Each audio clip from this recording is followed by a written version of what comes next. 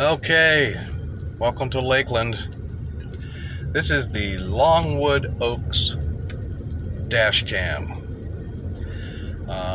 in my neighborhood here. Luckily, in my part of the neighborhood, we don't actually have any oaks, or at least at my house, so we don't. But you get the idea. To me, it reminds me of snowbanks on the side of the road up in Michigan in late January.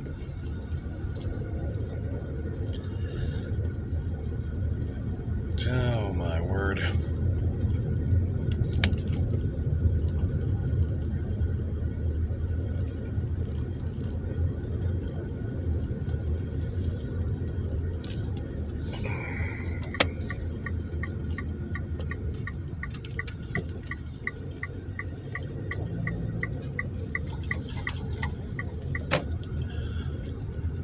I guess that's what retention ponds are for. I don't know if you can see off to the right.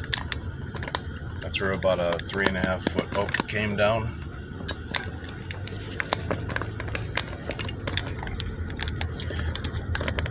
Anyhow, just to give you an idea.